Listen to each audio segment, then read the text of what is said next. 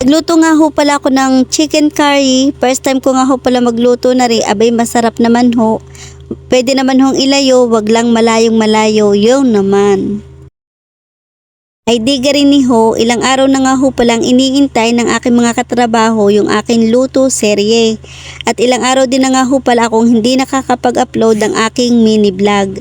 Dahil lagi nga ho pala ditong naulan at nahina ang signal, kaya naman ngayon ay gagawa na ulit ako ng full video ng aking pagluluto. Bago nga ho pala ako magsimula magluto din syempre magpapasalamat nga ho pala ako sa mga taong laging nanonood ng aking mini vlog at sumusuporta. At lalo na ho sa aking mga katrabaho na lagi hong inaabangan yung pag-upload ko ng aking mini vlog. At sa walang sawa nilang panonood ng aking mini vlog. Dahil first time ko nga ho pala magluluto na rin chicken curry, iniisip ko nga ho pala kung lalagyan ko ng luya o hindi. Ang binili ko nga ho pala mga sangkap diyan ay sibuyas, bawang, siling mahalang, carrots, patatas, chicken curry powder, kalahating buong manok, at gata.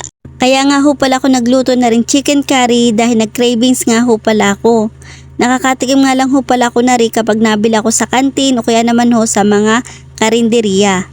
Kaya naman ho, naisip ko na rin magluto ng aking sariling bersyon ng pagluluto na rin chicken curry. Maglalagay na nga ho pala tayo dyan ng mantika sa kawali, tapos magigisa naman tayo dyan ng bawang, sibuyas at siling mahalang. Kapag okay na at mabango na, ilalagay na ho natin na rin karning manok at maglalagay naman ho tayo dyan ng mga pampalasa ng asin, umami, paminta, tapos halu-haluin lang natin para mag-mix yung lasa. Atin muna nga ho palang tatakluban para humabilis lumambot yung karne. Dahil ngayon lang ho ako nagluto na rin at wala naman ho akong ka-idea at hindi rin naman ho ako nanood sa YouTube kung paano ko ho lutuin na rin chicken curry.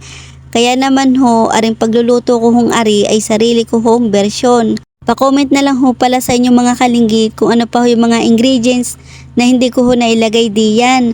Para ho sa susunod na pagluluto ko na rin chicken curry ay kumpleto na ho yung mga ricados na may ilagay ko diyan. Makalipas ang ilang minuto, medyo malambot na nga ho pala yung karne, nilagay ko na nga ho pala yung mga gulay, yung carrots, patatas, at naglagay din nga ho pala ako dyan ng chicken cube, chicken curry powder. Pagkatapos, naglagay na nga rin ho pala ako dyan ng gata, at unang gata nga lang ho pala yung aking ginawa diyan.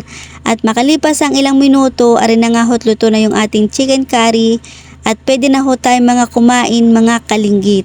Amoy palang nakakagutom na. Sabaw palang ulam na. Tara mga kalinggit, kain ho tayo din Kung may bahaw ho diyan, abay kumuha na ho kayo diyan at sumabay na ho kayong kumain din sa akin. At wala nga ho pala akong kasabay. Abay aring ho luto kong ari, hindi ho masasabing first time. Pwede hong ilayo, wag lang ho malayong malayo. Ay siya, hanggang dito na lang ho. Salamat ho sa inyong panonood. Bye-bye!